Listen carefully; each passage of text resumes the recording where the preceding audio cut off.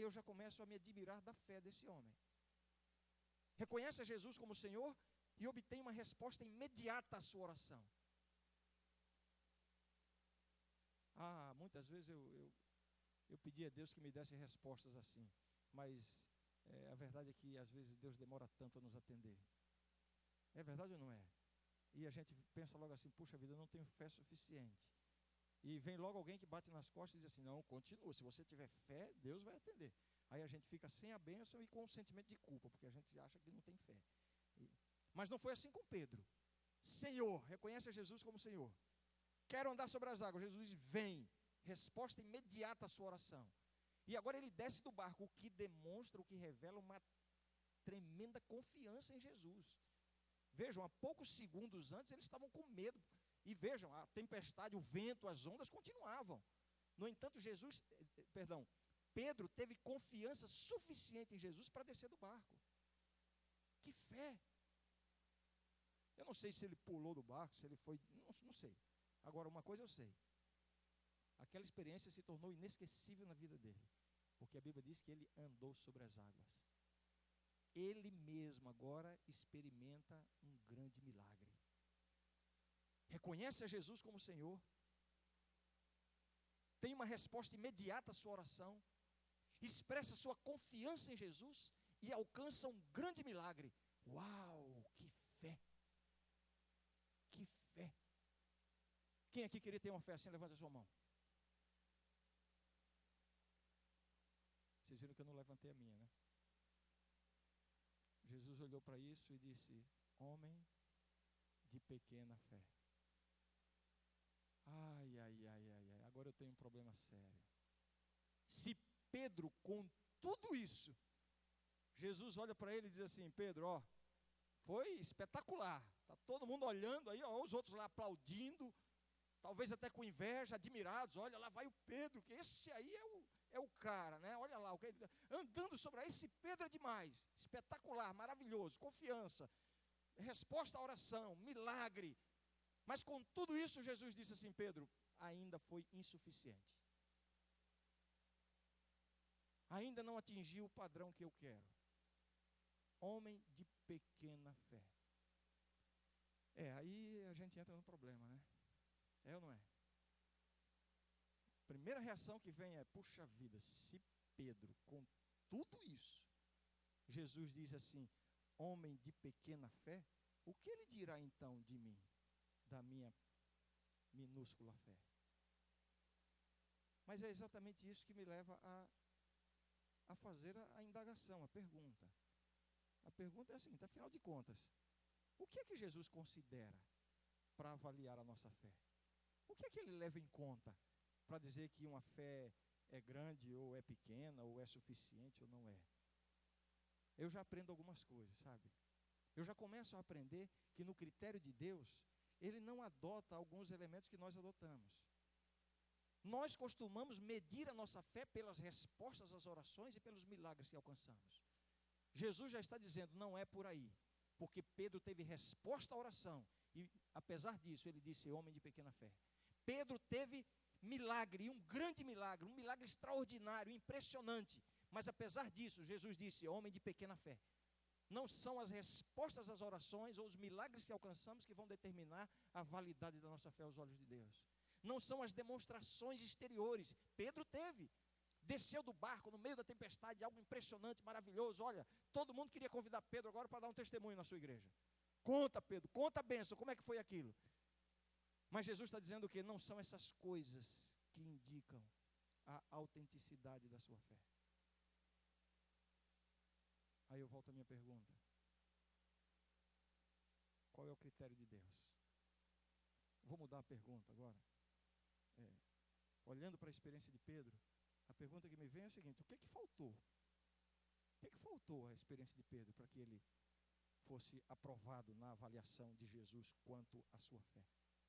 O que faltou? Sabe o que foi que faltou? Faltou, se você entender isso aqui, e você vai entender.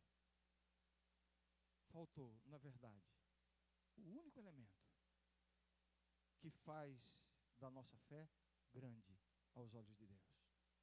O único elemento. Que elemento foi esse? Eu vou contar uma história para ilustrar. Há muitos anos atrás, quer dizer, nem tanto assim, né? Eu estava começando no meu ministério pastoral, há 20 anos atrás. Eu estava no meu primeiro ou segundo ano de ministério.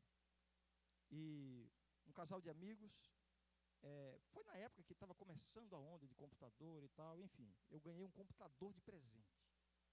Que presente extraordinário. Era um computadorzinho já usado e tal, mas eu não sabia nada de computador, mas eu fiquei fascinado, feliz. Comecei a usar o computador, mas logo, depois de pouco tempo que eu estava colocando coisas ali e tal, apareceu uma mensagem assim, disco cheio, não cabia, não dava para gravar mais nada. Eu não entendia aquela mensagem. O que significa disco cheio? Chamei um amigo meu que mexia com isso, enfim, resumindo a história. Ele disse assim, pastor, é simples. Aí dentro do computador tem uma peça que se chama disco rígido, não é HD, é o HD do computador. Você só precisa trocar o HD por um que tenha mais espaço. Ele disse, está bem. Aí eu fui a uma loja de informática e assim, querendo demonstrar que eu entendia do negócio, embora não entendesse nada, hoje eu entendo alguma coisa assim. Mas eu cheguei para o vendedor e disse, olha, eu quero um HD para o meu computador. E ele respondeu assim, respondeu perguntando, qual é a configuração? Aí eu já não sabia o que dizer mais. Assim, me ajuda. Aí ele viu que eu não entendia nada, enfim. Ele levou lá para dentro e disse, nós temos 2 modelos aqui, o senhor poderá escolher. Eu disse, está bem. E eu fiquei pensando, o que eu vou fazer para escolher agora, né? Eu vou logo perguntar o preço, mas deixa eu ver, deixa ele falar. Ele me trouxe os 2. Abrimos os pacotes, embora as embalagens fossem diferentes, mas quando abrimos, as peças eram iguais, mesmo formato, eu levantei as 2, mesmo peso, olhei na frente, embaixo, em cima, eram iguais. Aí eu, na minha ingenuidade, perguntei para ele assim, escuta, são iguais, né? Ele olhou para mim e disse, depende. Tá, então faz o seguinte, me explica aí, como é que, o que esse tem, o que esse tem, me explica aí. Aí ele começou a me explicar. Ele pegou um assim e começou dizendo assim, eu não me lembro agora, enfim, os valores que ele indicou ali, mas ele disse assim, esse daqui funciona com tantas rotações por minuto, ele tem capacidade de armazenamento de tantos megabytes. Isso para mim era grego, eu não entendia nada disso. Mas eu fui ficando impressionado, dizendo, puxa, é esse aí que eu quero então. Esse aí o senhor instala assim, e ele funciona assim e tal, e eu, terminou, eu falei, fala desse outro agora. Aí ele pegou o outro e começou a falar do outro. E aí me chamou a atenção, que tudo que ele falou do primeiro, ele repetiu no segundo. Tantas rotações por minuto, a capacidade de armazenamento de tantos megabytes, era megabyte na época, não era gigabyte. E eram os mesmos números, os mesmos valores. Aí quando ele terminou, eu disse, escuta, então eles são iguais mesmo, né? Aí ele respondeu de novo, depende. Aí eu disse, amigo, depende, não, faz o seguinte, me diz o preço aí, porque eu já estabeleci o meu critério. São iguais, mesma capacidade, o que um faz, o outro faz, eu vou escolher pelo critério do bolso, né? Vou levar o mais barato. Perguntei o preço. Aí ele deu um preço de um, não me lembro os valores, mas vou dizer aproximado só para vocês terem uma ideia da diferença. Ele disse assim, esse aqui custa R$100. E esse outro? Esse outro aqui custa R$230. Era mais do dobro, eu me lembro. Aí eu tomei um susto. E perguntei, escuta, por que o preço é tão diferente se eles são iguais? Não são iguais? Aí ele de novo disse o quê? Depende. Aí eu disse, amigo, depende de quê? Aí ele sorriu assim, aquele sorriso já meio debochado. Disse, senhor, é o seguinte, eu vou lhe ajudar a escolher. Esse daqui, o mais barato, se o senhor levar hoje, o senhor vai ter 3 meses de garantia. Esse outro aqui, se o senhor levar hoje, o senhor vai ter 2 anos de garantia. Sabe o que significa? Que esse primeiro aqui, nem o fabricante garante que ele vai render mais de 3 meses. Agora, esse outro aqui, o senhor pode levar, que o senhor vai usá-lo sem preocupação por pelo menos 2 anos. Entendeu agora? Eu disse, entendi. E aí peguei, o outro. Aí eu pergunto para você, o que esse outro tinha que o primeiro não tinha? Ele tinha garantia porque justamente ele tinha uma coisa que o outro tinha, que o outro não tinha. A qualidade dele era melhor, por isso que ele tinha isso que o outro não tinha. Era o quê? Uma palavra. Alguém falou aí. Durabilidade. Era a diferença. Deixa eu voltar à minha pergunta original. Qual é o critério que Deus usa para medir a nossa fé? Aliás, o que faltou a Pedro para que Jesus aprovasse a sua experiência de fé? O que faltou a ele? a sua experiência de fé? Durabilidade. Só que a Bíblia não usa a palavra durabilidade, mas a Bíblia usa uma outra palavra que tem o mesmo significado. Qual é? Perseverança. Perseverança. Meus queridos, é o seguinte, é simples assim. A sua fé diante de Deus, o valor da sua fé, não está se você tem alcançado respostas às suas orações. Se você está vivendo um drama, clamando a Deus, precisando da bênção, buscando a bênção, e a bênção não veio ainda, não pense que isso é necessariamente falta de fé. O valor da sua fé aos olhos de Deus não está nos milagres que você alcança. Você está precisando de um milagre, está buscando um milagre, está vivendo uma situação que só a intervenção direta de Deus pode resolver, e até agora Deus não fez nada. Não pense que isso é necessariamente falta de fé. O valor da sua fé aos olhos de Deus está, sabe em quê? Na sua perseverança com Jesus. Perseverar com Jesus, com resposta à oração ou sem resposta à oração. Perseverar com Jesus. Recebendo a bênção ou não recebendo a bênção. Ainda assim continuar com Jesus. Durabilidade. Esse foi o grande problema de Pedro.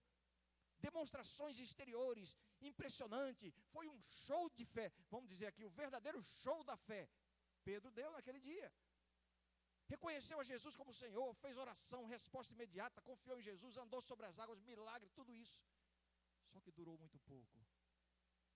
Alguns momentos depois, lá estava Pedro afundando. O valor da nossa fé está em nossa perseverança com Jesus, não está nessas demonstrações exteriores. O que eu quero dizer para você é o seguinte, aliás, eu vou resumir o meu sermão em uma frase. Você pode esquecer tudo o que eu falei e vou falar daqui por diante. Se você mantiver esta frase na sua mente e no seu coração, eu vou sair daqui plenamente satisfeito e louvando a Deus pelo êxito da minha viagem aqui. A minha mensagem de hoje é somente esta. Olha, mas escute o que eu vou falar. É somente esta.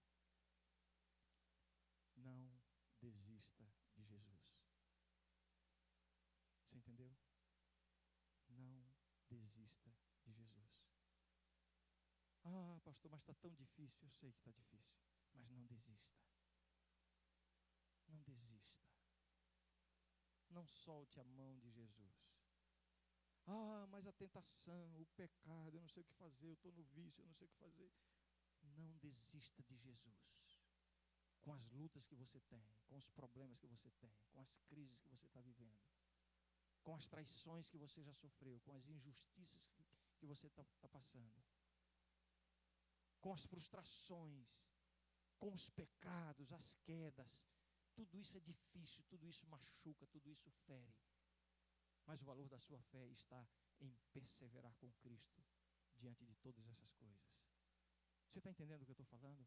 Não desista de Jesus.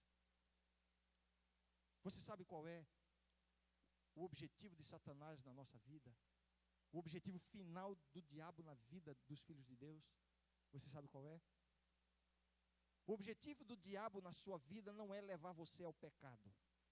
Tem gente que tremeu na cadeira aí, o pastor está falando heresia. Como se ele é o tentador, como é que o objetivo dele não é levar ao pecado? Não é esse o objetivo dele. Não é esse o objetivo final dele. Por quê? Porque ele sabe, melhor do que eu e você, que o nosso maior problema não é o pecado. E tem gente que já está pensando que eu estou falando outra heresia.